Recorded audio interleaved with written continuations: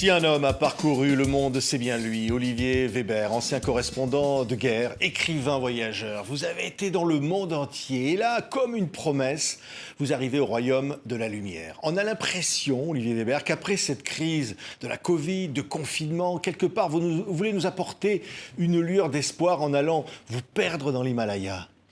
Oui, bonjour, merci de m'accueillir. L'idée, c'était d'aller dans ce royaume un peu perdu, au fin fond du Népal. On est vraiment derrière la barre des Annapurna et de Dhaulagiri, donc il faut s'engouffrer dans la vallée la plus profonde au monde, la Kaligandaki, qui veut dire la vallée de la rivière Noire. Puis vous arrivez sur des hauts plateaux, il faut marcher, donc on a eu à peu près un mois d'expédition.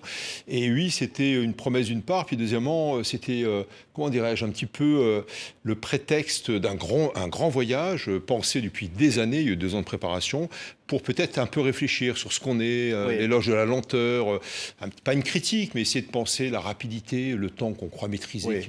Une sorte de fuite, vous diriez. On a besoin de s'en aller, de fuir mais c'est pas cette une société. fuite, parce que très souvent, c'est péjoratif. En fait, c'est plutôt une fuite en avant, c'est-à-dire s'élever spirituellement, dans tous les sens du terme, pas forcément religieusement.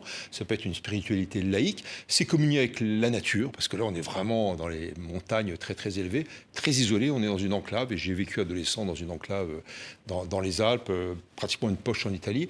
Et c'est vrai qu'on est à la fois enfermé, puis en même temps très ouvert, parce que sinon on va rester replié sur soi-même. Donc on a besoin des autres. De toute façon, en montagne, on a besoin des autres. Et puis deuxièmement, une communion avec la nature, parce que qu'est-ce qu'on est d'autre que des humains de passage, on va dire quoi, à peu près un siècle sur Terre. Et comme disait le philosophe Hegel, sohiste, les montagnes, elles sont là et elles seront là. Donc on est confronté à l'humilité. Et puis, troisièmement, au-delà même de la nature, les éléments, les intempéries, etc. Donc on a besoin des autres. Et là, donc c'était l'occasion de réflexion au cours de ces pérégrinations avec un ami qui avait, on va dire, des circonstances particulières. Oui. Alors, justement, l'un de ses amis qui vous accompagne est aveugle. Oui, alors... Mais alors, il a connu cette région lorsqu'il n'était pas aveugle et il a voulu y retourner pour voir la sensation qu'il avait maintenant qu'il ne voit plus. Alors, il s'appelle Gérard Muller, on l'appelle d'ailleurs l'aventurier aveugle. Il a perdu la vue progressivement, ce qu'on appelle la rétinite pigmentaire. Et donc, il a vu de ses yeux vus lorsqu'il était voyant, donc le Mustang.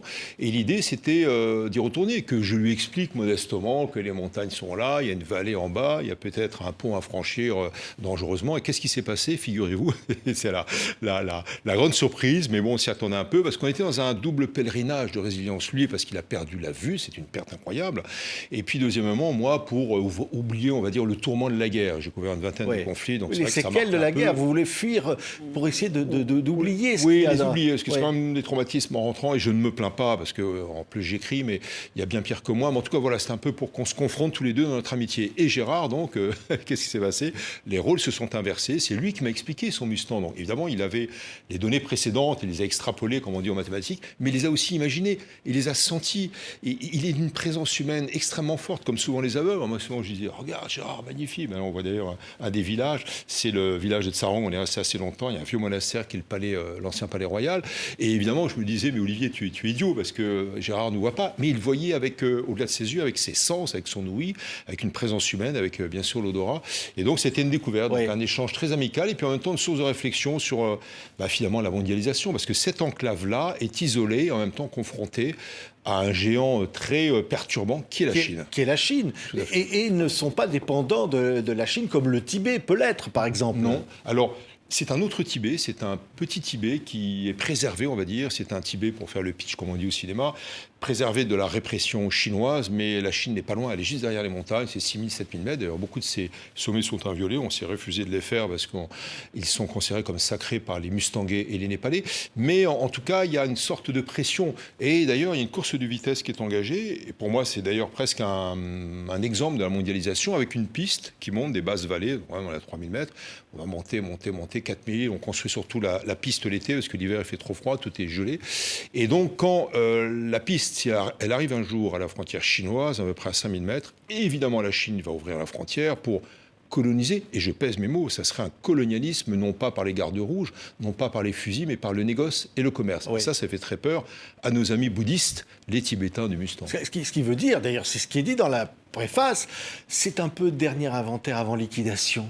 Oui. C'est qu'au fond, cette terre encore préservée, encore libre, encore indépendante, libre de la mondialisation, vous le disiez Olivier Hébert, cette terre-là va rentrer dans le moule. Il y a un grand risque. Alors, c'est intéressant de voir d'ailleurs un petit peu les pour et les contre, parce que moi, je ne fais pas le procès de la mondialisation. Au contraire, il y a des aspects extrêmement positifs de la mondialisation. Mais nous ne sommes pas dans un village planétaire. Au contraire, il y a des frontières et il faut préserver aussi nos cultures, nos identités, nos langues. Et là, on préserve l'enseignement du bouddhisme, l'enseignement de la langue tibétaine. Et il n'y a pas de caméra avec des traîtres ou des espions pour espionner un moine qui serait un peu dissident ou qui sortirait de sa poche, de son portefeuille, une photo de sa sainteté, le Dalai Lama. Donc c'est libre, alors que le Mustang était un royaume indépendant jusqu'en 1992. C'est pour ça que pour moi c'était un vieux rêve, personne n'y avait pénétré. Une promesse même, vous dites. C'est une promesse, pour vous. Et c'est ouvert, mais les permis de trek sont assez chers. C'est pour préserver aussi cette enclave qui fait 6000 habitants, on va dire à peu près, du tourisme de masse qui a été dévastateur ailleurs. Et donc oui,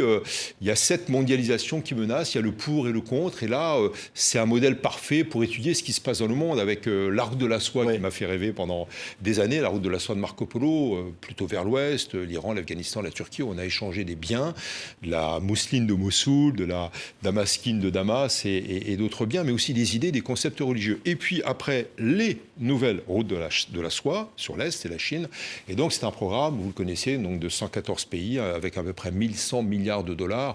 Et donc on sait ce qu'a fait la Chine en Afrique, on parle quelquefois de Chine-Afrique, et les Mustangais et les Népalais pour l'heure résiste. Alors c'est drôle parce que la présidente du Népal, c'est une maoïste.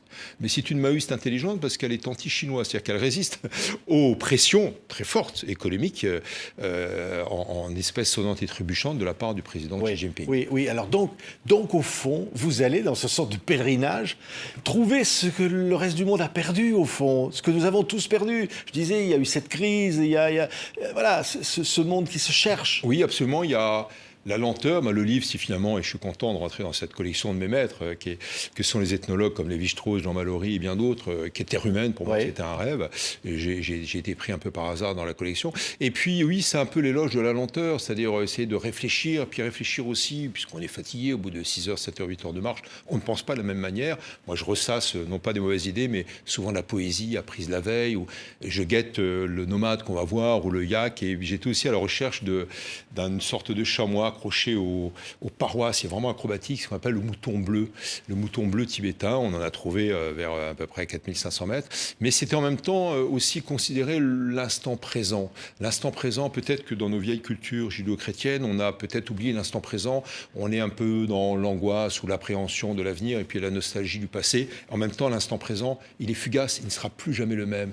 Et là, quand vous êtes confronté à la nature, à la fatigue bien sûr, aux éléments, on compte sur l'autre, on compte sur les guides. On avait 3 guides, dont le prince du Mustang, qui est un personnage fabuleux, qui s'appelle Sewang, d'ailleurs, qui est un guide haute montagne, mais qui tout d'un coup s'est déguisé, façon de parler, qui a revêtu le costume traditionnel orange et jaune du prince du Mustang, parce qu'il y avait la fête de Yartung, qui est la fête du cheval et qui est la fête du début de l'hiver. Très vite, l'hiver tombe, en fait, il y a 2 saisons.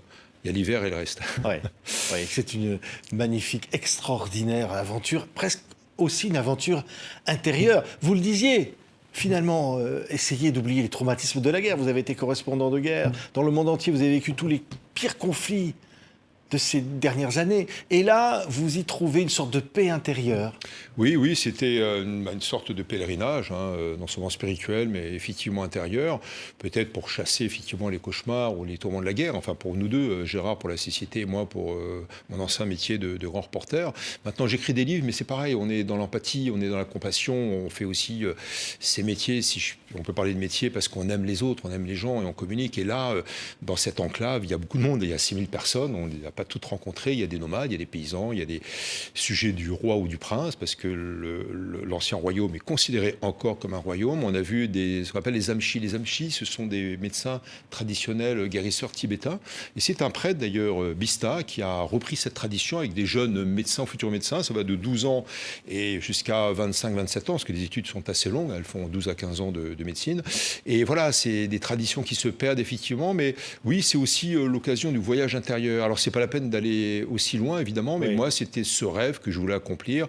Et puis, en même temps, cette réflexion sur le toit du monde, où on se sent non pas au-dessus des hommes, on est avec les hommes et on est sur le toit du monde et en même temps, tenez-vous bien, on est au cœur du monde. C'est cette mondialisation, ce sont évidemment tous ces échanges spirituels et autres aussi, des échanges avec des paysans en parlant de la vie de tous les jours. Est-ce qu'il va pleuvoir? Est-ce qu'il va y avoir beaucoup de neige, beaucoup de glace? Et d'ailleurs, le Mantan, qu'on a peut-être vu sur les images, c'est une capitale qui, si le pays... L'enclave était encore indépendante, serait la capitale la plus élevée. 3950 mètres à peu près. Il y a 900 habitants, pardon, et cette capitale se vide littéralement l'hiver. On laisse les anciens pour garder les maisons et les troupeaux. Donc il y a une sorte de grande migration humaine à l'approche de l'hiver. Et c'est assez fantastique de pouvoir discuter de tout ça avec les Mustangais. Merci beaucoup Olivier Weber. C'est le mariage magnifique de la littérature, de l'aventure, de la découverte, voyage intérieur et aussi un voyage tout court. Extraordinaire en Himalaya dans la collection fabuleuse et mythique de Terre humaine. Merci Olivier Weber. Merci à vous Patrick.